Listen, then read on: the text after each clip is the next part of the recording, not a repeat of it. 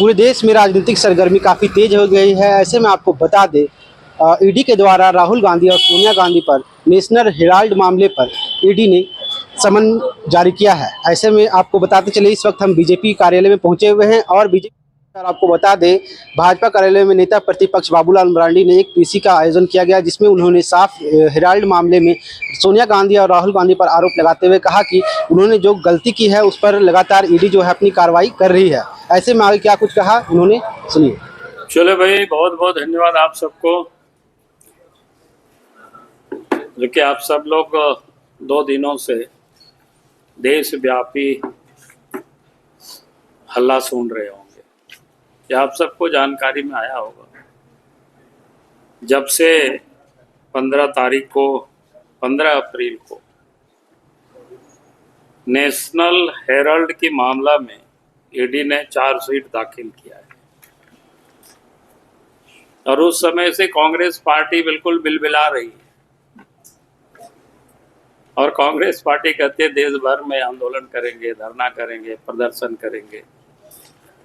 भाई, लोकतंत्र में उनको अधिकार है, आंदोलन करे, धरना करे, प्रदर्शन करे, लेकिन उनको लूटने का उनको कोई अधिकार नहीं दिया गया है। क्योंकि जिस प्रकार से मामला को समझना ये जरूरी है। जब कांग्रेस पार्टी 20 नवंबर 1937 को एसोसिएट जनरल लिमिटेड यानी एजीएल का गठन किया था, यानी स्वतंत्रता के पूर्व ही, और एजीएल के अंतर्गत एक अंग्रेजी में नेशनल हेराल्ड, हिंदी में नवजीवन और उर्दू में कौमी आवाज समाचार पत्र को इन्होंने प्रकाशन का शुरू किया था। और एजीएल के जो मालिकाना हक कोई उस समय नेहरू नहीं थे, पंडित जवाहरलाल नेहरू नहीं थे, बल्कि उस समय के 5000 स्वतंत्रता सेनानी उसके शेयर होल्डर थे, जो अखबार का जो प्रकाशन कर रहे थे। और उस समय एजीएल को कई शहरों में सस्ते दाम पर एक जमीन उपलब्ध कराई गई, जो कि बिजनेस का नहीं था, ये काम करना था, यानी उस पर्पस के लिए जमीन उसको उपलब्ध कराई थी। 1956 में एजीएल को गैर व्यावसायिक कंपनी के तौर पर स्थापित किया गया था, जो कंपनी बनी यानी 1956 में, और कंपनी एक्ट की धारा 25 से मुक्त कर दिया गया। नहीं, कंपनी धीरे धीरे घाटे में चली गई। साल 2008 में एजीएल पर 90 करोड़ से ज्यादा का कर्ज बढ़ गया।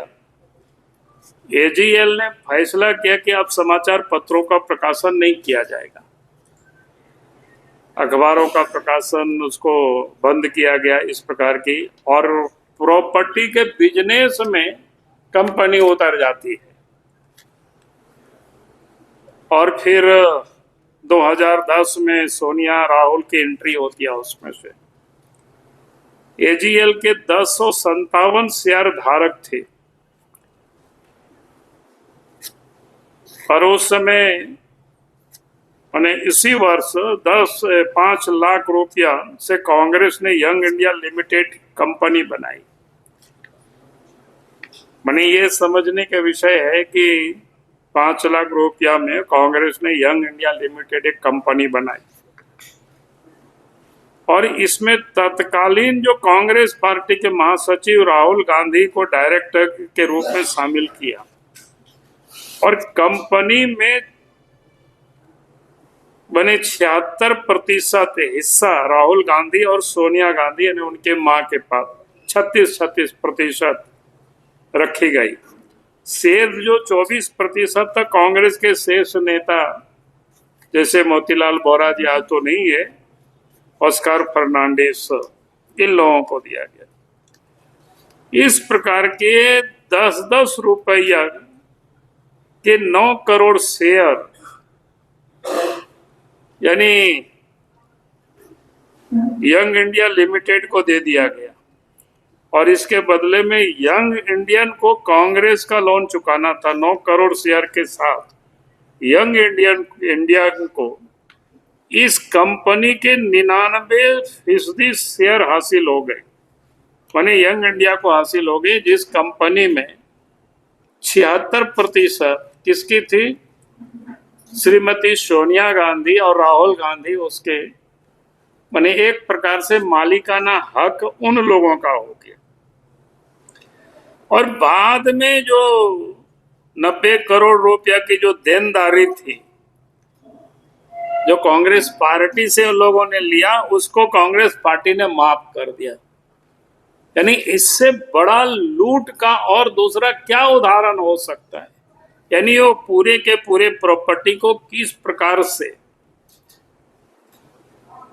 एक जो सार्वजनिक काम के लिए लिया गया, सस्ते दाम पर लिया गया, उस पर्पस को घाटे में दिखाया गया। चाहती तो सरकार, यूपीए की सरकार ढेर सारे राज्यों में थी, विज्ञापन से उतना पैसा आ सकता था, उसको बचा सकता था, लेकिन उनको बचाना नहीं था, क्योंकि वो सारे के सारे प्रॉपर्टी श्रीमती सोनिया गांधी और राहुल गांधी को देना था, और इसलिए ये लोगों ने सारे हासिल किया। तो ये जो आप देखेंगे कांग्रेस पार्टी का ये चरित्र है। यानी कोई भी पॉलिटिकल पार्टी अब किसी को कर्ज देंगे और फिर कर्ज दे करके उसको माफ करेंगे, ये तो अपने आप में बड़ा अजूबा कहानी है। यानी किस प्रकार से प्रॉपर्टी को लूटने का और हस्तगत करने का ये जो प्रयास किया है वो किसी से छुपा हुआ नहीं है। अभी जो प्रवर्तन निर्देशालय जो काम देख रही है इस सारे मामले को, उसमें भी आप सबको पता होगा, अखबारों में भी आ रहा है, टेलीविजन डिबेट में भी आ रहा है। यानी 2012-13 से ही सुब्रमण्यम स्वामी ने उसको पहल किया था और उस समय से वो जांच सारे प्रारंभ हुआ है।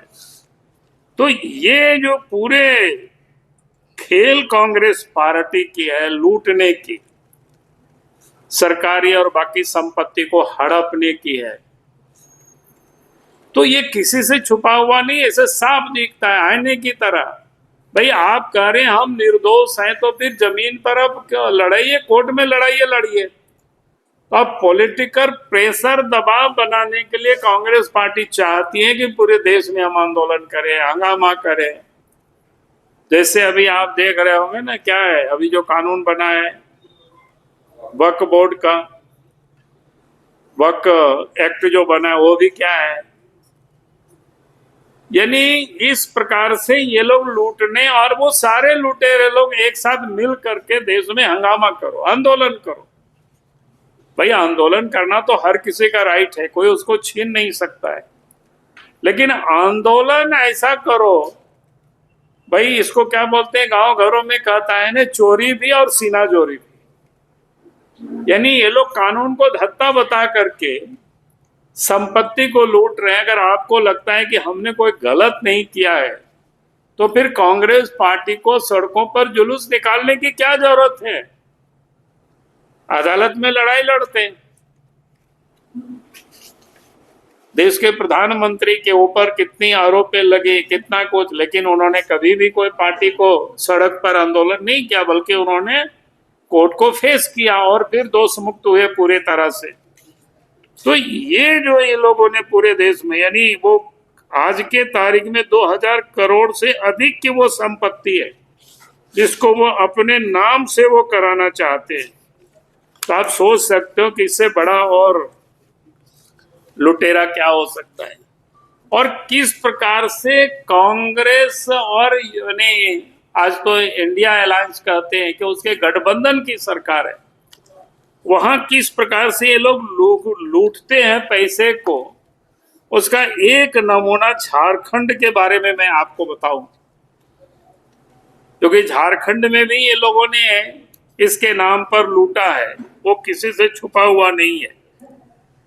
मैंने ये कह सकते हैं नेशनल हेराल्ड जो विज्ञापन स्कैम है वो अपने आप में और देश भर में कितना लूटा होगा इसकी आप तो जांच का विषय है। ईडी जांच करेगी, सीबीआई जांच करेगी, तो ये सारे पता चलेगा। आप लोगों से भी मैं कहूंगा कि आप लोगों को भी उसको जरूर जांच करना चाहिए, क्योंकि मामला झारखंड की जनता की गाढ़ी कमाई का पैसा है और उसको इन लोगों ने लूटा है किस प्रकार से।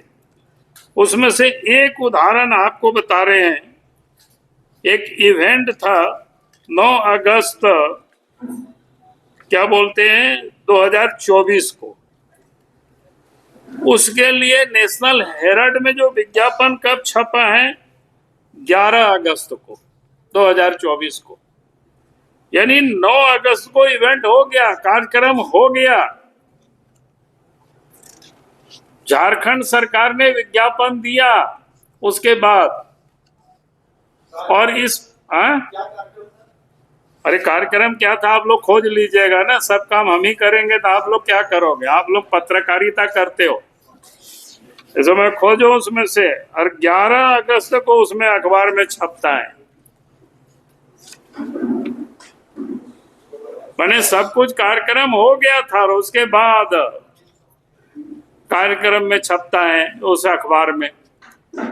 फिर उसी प्रकार से 19 तारीख को 19 जनवरी 2024 को एक इवेंट था और 21 जनवरी 2024 को छप रहा है। अखबार को लेकर के आना होगा तो वो लेकर के आ जाएंगे, जरूरत पड़ेगी तो। चले, आज अगर वक्फ बोर्ड के मामले से ध्यान भटकाने के लिए राहुल गांधी और सोनिया गांधी का ये हैरान वाला मामला मिला। अरे यार इसका तो बेतुका मामला है। वक्फ बोर्ड से हमें हटाने के उसमें क्या है? वक्फ बोर्ड तो कानून बन चुका, उसमें हमको हटाना क्या है? भटकाने के लिए। अरे भटकाना क्या है? कानून बन चुका है उसमें, तो उसमें किसको क्या भटकाना है? उसमें लोकसभा से राज्यसभा से 1, 2, 3 बजे रात भोर को कानून पारित हुआ, वोटिंग हुआ, 12-13 घंटा बहस होने के बाद, और इसके बाद देश के महामहिम राष्ट्रपति ने उस पर हस्ताक्षर कर दिया, कानून बन गया। अब इसके भटकाना की क्या मतलब है इसमें?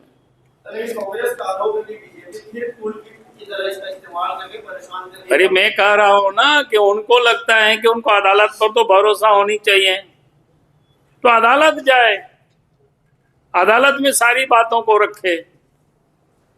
सर यहाँ पे जो आपने मामला उठाया कि झारखंड सरकार की तैयारी इस तरह के काम कर रही है, ये तो उदाहरण है, तो क्या हेमंत सोरेन की सहभागिता है, सहमति है उस प्रकरण में? इसीलिए बोल रहे हैं ना कि हेमंत सोरेन को भी जांच करनी चाहिए, देखेंगे पता चलेगा ना। तो सहभागिता ही होगी, नहीं तो बाद में विज्ञापन छपवाने का तो कोई मतलब नहीं है। यानी एक प्रकार से पैसे उनको दे रहे हैं, तो ये तो जांच का विषय है कि कितना पैसा पिछले 5 वर्षों के दरमियान नेशनल हेराल्ड को गया है। बाबूला जी ये कह रहे हैं कि बिहार का चुनाव आने वाला है, इसलिए जो इंडी अलायंस के नेताओं को भीतर। अरे भैया चुनाव तो प्रत्येक साल आ रहा है।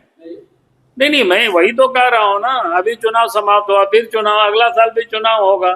इसीलिए तो बीजेपी कहती है कि भाई एक साथ चुनाव होना चाहिए। डर सता रहा है कि हाथ न जाए, इसलिए बड़े-बड़े नेताओं को भीतर करना। नहीं, बड़े बड़े नेता को भीतर करना, भीतर बीजेपी थोड़ी करती है। भीतर करेगी तो कोर्ट करेगी, अदालत करेगी, कानून करेगी। इसमें हम और आप कोर्ट किसी का आप पकड़ करके आपको ले जा नहीं जा सकते हैं कोर्ट में। पहले किसी को भी गिरफ्तार करती है तो पहले कहाँ जाते हैं? जज के साहब के पास, और जज साहब पूरे विषय को सुन लेते हैं, समझ लेते हैं, कहा इनको जेल भेजने लायक है, तब फिर वो जेल भेजते हैं। रिपोर्ट कहा जाएगा आप लोगों के पास।